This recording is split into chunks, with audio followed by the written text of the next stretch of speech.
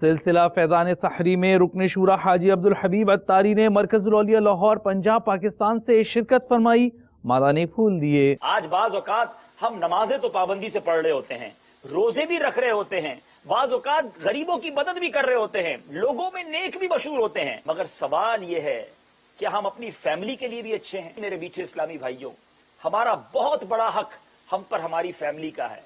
باہر والے بعد میں آئیں گے، یقیناً ہمیں باہر والے مسلمانوں کے ساتھ بھی شفقت اور محبت کرنی ہے۔ ہم عموماً والدین کا ادب تو سنتے ہیں اور یقیناً اس کی بہت ساری فضیلتیں آج مزید بھی سنیں گے۔ ماں ہوتی ہے، ماں کا ادب سب سے زیادہ ہے، والد کا احترام بہت زیادہ ہے، ہمیں بالکل کرنا چاہیے۔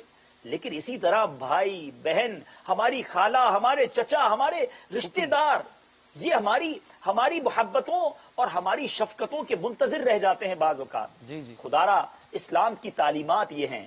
میں ان اسلامی بھائیوں سے بھی مخاطب ہوں کہ ہم سے باہر کے لوگ تو دعا کرواتے ہیں، بڑی محبتیں بھی دیتے ہیں، بڑی عزت بھی کرتے ہیں۔ کبھی سوچا کہ میرے گھر والے کبھی مجھ سے دعا کرواتے ہیں؟ میری کبھی بہن نے کہا کہ بھائی جان دعا کیجئے گا، کبھی چھوٹے بھائی نے کہا کہ بھائی میں بیمار ہوں ذرا دم کر دیجئے؟